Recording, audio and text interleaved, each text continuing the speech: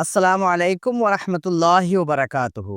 मेराज रसूल सल्लल्लाहु ताला अलैहि वसल्लम के मामले में बहुत से लोग ये एतराज़ करते हैं कि ये कैसे मुमकिन है कि एक इंसान, वो भी उस वक्त जब किसी तरह की कोई टेक्नोलॉजी नहीं पाई जाती थी, उस वक्त उड़ करके आसमानों से भी आगे क्रॉस करता है, जबकि अभी जदीद टेक्नोलॉजी के दौर में भी ऐसा करना मुमकिन नहीं है।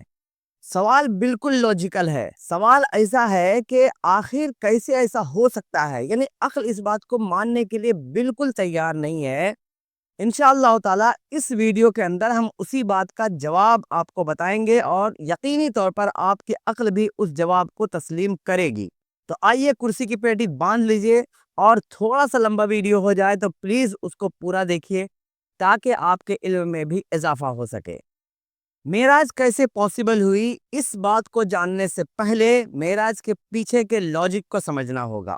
मेराज के पीछे का लॉजिक ये है कि एक मुसलमान हरगिज ये नहीं मानता है कि रसूलुल्लाह सल्लल्लाहु ताला अलैहि वसल्लम के अंदर ये ताकत मौजूद थी कि वो जब चाहें आसमानों की सरहदों को फलांग सके।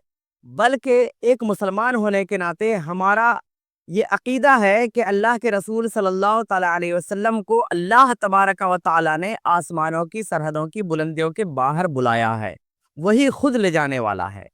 इस वक्त दुनिया में जितने भी मजहब पाए जाते हैं, वो सब के सब एक ईश्वर, एक गॉड, या इस तरह जो भी आप बोलते हैं, एक ऐसी शक्ति को मानते हैं जिसकी शक्ति के आगे तमाम शक्तियां, तमाम ताकतें हेच हैं, यानी वो जो चाहे कर सकता है।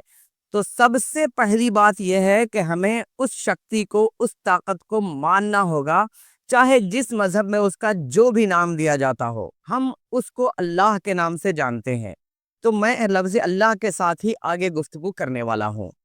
अल्लाह ताला के बारे में एक मुसलमान का अकीदा यह है कि अल्लाह की ताकतें बेइंतहा हैं। अल्लाह तबारक व ताला का इल्म और उसकी कुदरत बेइंतहा है, यानी उसकी कोई लिमिट नहीं है, वो अनलिमिटेड है, जिसको हम इन्फिनिट बोल सकते हैं, यानी उसकी कोई हद नहीं है। साथ ही साथ हम ये भी मानते हैं कि इस पूरी कायनात का खालिक, यहाँ तक कि टाइम और स्पेस का भी खालिक अल्लाह तबारक व ताला को मानते हैं कि इस टाइम जोन को और स्पेस को उसी ने तख्लीक किया है, उसी ने पैदा किया है। अब आप खुद सोचिए, अगर एक ऐसी ज़ात हो जो इन तमाम की खालिक हो, क्या वो चाहे तो इसमें कुछ खुर्द बुर्द नहीं कर सकती है? वो चाहे तो क्या टाइम को रोक नहीं सकती है? वो चाहे तो क्या स्पेस को छोटा या बड़ा नहीं कर सकती है? तो यकीनन कर सकती है। अब हम देखते हैं कि टाइम और स्पेस एक ऐसी चीज़ है कि उससे एक इंसान बाहर निकलना चाहे तो नहीं निकल सकता है।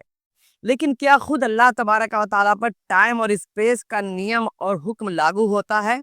इसको समझने के लिए मैं आपके सामने एक मिसाल पेश कर रहा हूँ, आप उसका जवाब ज़हन में सोचिए। इंशाअल्लाह ताला मैं जो जवाब दूंगा उसी से आपका जवाब भी रिलेट करेगा। मान लीजिए कि एक बहुत बड़ा बादशाह है, एक ऐसा बादशाह है कि उसके अंदर बहुत से इख्तियारात हैं, और वो अपने रियाया के लिए, अपने मुल्क में रहने वाले लोगों के लिए एक कानून बनाता है।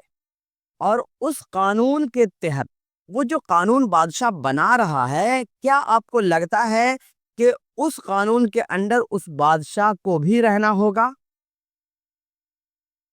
बिल्कुल सही सोचा, नहीं। इसलिए नहीं, क्योंकि बादशाह खुद कानून बना रहा है, वही मुंसिफ है, वही जज है, वही फैसला देने वाला है। तो उस कानून के अंडर वो खुद कैसे आएगा? क्योंकि अपने आप को वो उस कानून से अलग रखेगा, ताकि दूसरे लोगों के साथ वो भी शामिल ना हो। ऐसे ही अल्लाह तबारक व तआला ने टाइम और स्पेस का जो कानून बनाया है, वो हमारे लिए बनाया है, अपनी मखलूक के लिए बनाया है। लेकिन वो खुद उस कानून से बाहर है, यानी हम टाइम और स्पेस में चाहें तो चेंजिंग नहीं कर सकते हैं, लेकिन खुद अल्लाह तबारक व तआला चाहे तो उस टाइम और स्पेस में, उसके जोन में चेंजिंग कर सकता है। जब इस बात को हम मान लेंगे तो फिर आगे जब चलिए, तो मेराज की रात अल्लाह तबारक व तआला ने अपने रसूल सल्लल्लाहु ताला अलैहि वसल्लम को खुद अपने पास बुलाया।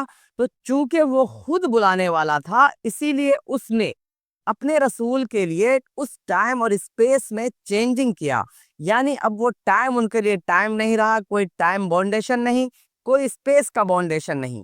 اور پھر وہ اللہ کے رسول صلی اللہ تعالیٰ علیہ وسلم اللہ تبارک و تعالیٰ کی بارگاہ میں پہنچے، جس کو ہم لا مکان کہتے ہیں، یعنی وہ کوئی جگہ نہیں تھی۔ آپ نے پورا واقعہ سن رکھا ہوگا کہ حضرت جبریل امین آتے ہیں حضرت ام ہانی کے گھر میں، رسول اللہ صلی اللہ تعالیٰ علیہ وسلم تشریف فرما ہے، وہاں سے ان کو کس طرح سے اٹھایا جاتا ہے، پھر وہ مسجد اقصی تشریف لے جاتے ہیں، وہاں نبیوں کی امامت کرتے ہیں، پھر پہلا آسمان، دوسرا آسمان، تیسرا آسمان، چوتھا آسمان ہوتے ہوئے ساتوں آسمان کے باہر لا مقام میں پہنچتے ہیں، اور اس جگہ سدرۃ المنتہا کے آگے حضرت جبریل علیہ السلام بھی کہتے ہیں کہ یا رسول اللہ میں اس سے آگے نہیں جا سکتا، جس کو فارسی میں کہا گیا ہے اگر یکسر موئے برتر پرم فروغ تجلا بسوزد پرم، کہ اگر میں یہاں سے ایک بال کے برابر بھی آگے بڑھ جاؤں تو اللہ تبارک و تعالیٰ کی تجلی سے میرے پر جل جائیں گے۔ اس کا مطلب یہ ہوا کہ حضرت جبریل امین علیہ السلام جو کہ اللہ تبارک و تعالیٰ کے مقرب فرشتوں میں سے ہیں، ان کو بھی اس بات کی اجازت نہیں ہے کہ اس لمٹ سے آگے وہ کراس کر سکیں، لیکن اس سے بھی آگے رسول اللہ صلی اللہ تعالیٰ علیہ وسلم جاتے ہیں، اور اس کو قرآن نے کہا ہے فَكَانَ قَابَ قَوْسَيْنِ أَوْ أَدْنَىٰ، کہ وہ دو کمانوں کے طرح دونوں مل گئے یا اس سے بھی قریب۔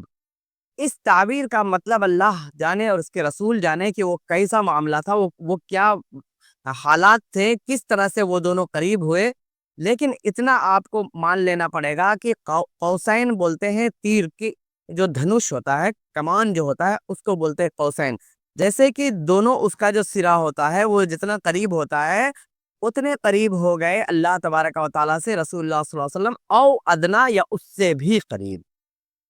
اس کو قرآن نے اس طرح سے تعبیر کیا ہے، بس میں نے وہی بتا دیا ہے، باقی کوئی تشبیہ کوئی مثال دینا میری نیت اور منشا نہیں ہے، اللہ تبارک و تعالیٰ ہی اس کا مقصد جانے۔